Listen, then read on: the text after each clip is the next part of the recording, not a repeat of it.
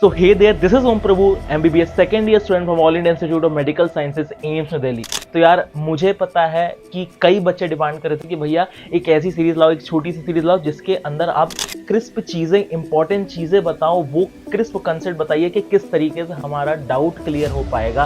और एक बहुत ही बड़ा डाउट वो है बैकलॉग का। तो यार back in 2022 I have scored all year rank of 44 और ऐसा नहीं है कि मैंने अपने 2 साल की जर्नी में बैकलॉग नहीं फेस किया था। कई ऐसे मोमेंट आए थे कि मेरे 4 चैप्टर के बैकलॉग बन गए, 6 चैप्टर के बैकलॉग बन गए, इवन बायोलॉजी एंड फिजिक्स के अंदर। तो मैं स्पेशली बताने वाला हूँ बायोलॉजी के अंदर किस तरीके से कवर करेंगे, फिजिक्स के अंदर किस तरीके से कवर करेंगे, केमिस्ट्री के अंदर किस तरह कवर करेंगे। लेकिन बैकलॉग में आगे मूव ऑन करने से पहले सबसे पहले चीज, सबसे पहले दिमाग के अंदर क्लियर होनी चाहिए कि यार बैकलॉग वर्ड का मतलब क्या है। उसका मतलब है कि तुमने हो गया तो कोई बात नहीं, और मन के अंदर ये चीज होनी चाहिए कि आगे चल के कभी भी नहीं होगा। अगर ये चीज ठान ली तो इस शॉर्ट रन में फायदा हो ना हो, लॉन्ग रन में हद से ज्यादा फायदा होता है। और इस छोटी सी चीज से तुम अपने आगे आने वाले जो 6 महीने का टाइम पीरियड बचा उसको बहुत अच्छे से इंप्रूव कर पाओगे। सबसे पहली चीज अपन 2 कॉन्सेप्ट की बात करेंगे, किस तरीके से क्लियर करना है। दोनों तरीके बताऊंगा, 2 अलग अलग तरीके हैं। पहला तरीका बायोलॉजी के लिए लगेगा, इनऑर्गेनिक केमिस्ट्री के लिए लगेगा, ऑर्गेनिक केमिस्ट्री के लिए लगेगा। दूसरा तरीका फिजिकल केमिस्ट्री के लिए लगेगा एंड फिजिक्स के लिए लगेगा। और ये दोनों तरीके प्रूवन तरीके हैं। मैं जिस तरीके से किया था मैं अपने चैप्टर से बताऊंगा मेरे किस किसके बैकलॉग हुए थे। सबसे पहले बायोलॉजी की बात करें। सबसे पहला स्टेप है बायोलॉजी में, तुम्हें क्या करना है, जो जो से चैप्टर के बैकलॉग हुए हैं उसका नाम लिख लेना है। मेरा बैकलॉग हो गया था, मैं अपने टाइम मिनरल न्यूट्रिशन पढ़ता था, अभी मिनरल न्यूट्रिशन सिलेबस में नहीं है, प्लांट ग्रोथ एंड डेवलपमेंट का हो गया था। और पूरी इकोलॉजी मेरी बैकलॉग चल गई थी क्योंकि मेरे जब मैं पढ़ रहा था तो इकोलॉजी पहले पढ़ा दी गई थी 12th क्लास में, और मैं थोड़ा लेट चालू किया था। तो मेरे 6-7 चैप्टर के बैकलॉग हो गए थे। अब मैंने क्या किया, मैंने लिखा कि लिस्ट की कौन कौन चैप्टर इजी हैं और कौन कौन चैप्टर डिफिकल्ट हैं। अब मेरे दिमाग में ये चीज क्लियर है कि इजी चैप्टर जो भी होंगे मैं उसको वन शॉट के थ्रू कर लूंगा, और अगर कोई डिफिकल्ट चैप्टर होगा मैं उसको पूरा दिन दे दूंगा क्योंकि उससे ज्यादा नंबर ऑफ क्वेश्चंस आते हैं। अब तुम देखोगे कि इसमें जो मैंने नाम लिए उसमें से प्लांट ग्रोथ एंड डेवलपमेंट है, वो थोड़ा सा डिफिकल्ट चैप्टर है, बाकी सारे चैप्टर इजी हैं। तो इजी चैप्टर्स के लिए मैंने क्या किया, हर दिन 1 वीक के लिए 1 घंटा निकाला और 2 दिन के अंदर एक एक चैप्टर कंप्लीट करता गया। जैसे इकोलॉजी के मैंने भी एक वीडियो है, तो भाई अगर यूट्यूब पे सर्च करोगे बहुत सारे वन शॉट है। मैंने अपने टाइम पे तरुण सर के वन शॉट देखे थे, एमडी सर के वन शॉट देखे थे। तो किसी भी टीचर का वन शॉट को देखोगे, 1.25 1.5x स्पीड पे लगाओगे, वन शॉट की पीडीएफ डाउनलोड कर लोगे और उस पीडीएफ को नोट्स की तरह बिलीव करके याद कर लोगे। एज इट इज ये मैंने किया था, और लास्ट के मैंने 4 महीने में किया था, अभी भी 6 महीने बचे हैं।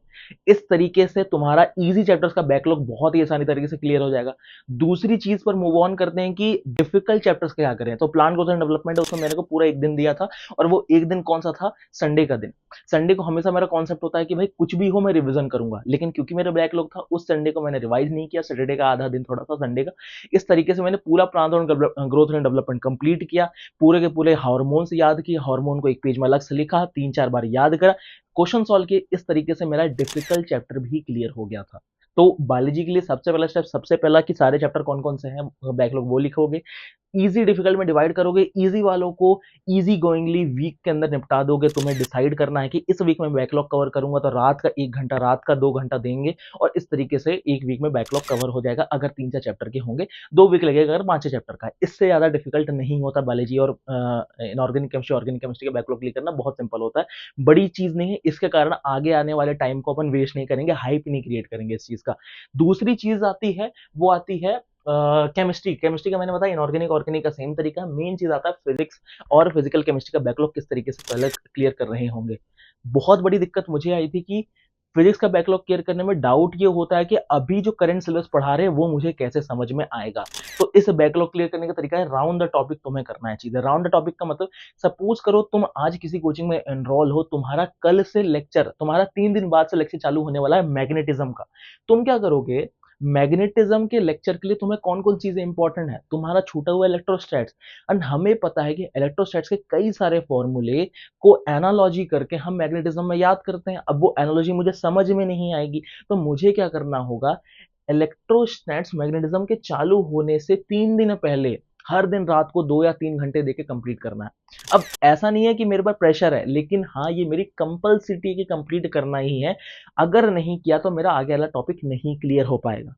इस तरीके से जो भी एसेंशियल टॉपिक्स हैं, जो सी एसेंशियल चैप्टर्स हैं फिजिक्स के, वो तुम ऑलरेडी कंप्लीट कर चुके होगे अपने कोचिंग के सिलेबस कंप्लीट होने तक। बचेंगे वो चैप्टर जो तुमने, ऐसे चैप्टर्स जिनका ज्यादा कोरिलेशन नहीं है, यूनिवर्स एंड डायमेंशन तुम्हारा छोटा है, कोरिलेशन नहीं है, चलेगा। फ्लूइड डायनेमिक्स कोरिलेशन नहीं है, चलेगा। लास्ट के एक वीक में अगर एग्जाम से पहले बचेगा, एग्जाम से 2 महीने पहले से बचेगा, एक वीक तुम फ्लूइड डायनेमिक्स मैकेनिक्स को दोगे, हो जाएगा। उतना ज्यादा कोरिलेशन नहीं है। एसएचएम का उतना ज्यादा कोरिलेशन नहीं है। डॉपलर्स का वैसे भी अब सिलेबस से रिमूव हो गया, इस टाइप के टॉपिक्स का उतना ज्यादा कोरिलेशन नहीं है। तुम्हें इस तरीके से कवर करना है फिजिक्स के लिए। अब मैंने तरीके तो भले ही बता दिए, इससे भी ज्यादा इंपॉर्टेंट है इम्प्लीमेंटेशन। अगर तुम ये सारे तरीके फॉलो करते हो, प्रॉपरली इंप्लीमेंट करते हो, मेरी गारंटी चीजें होने वाली हैं।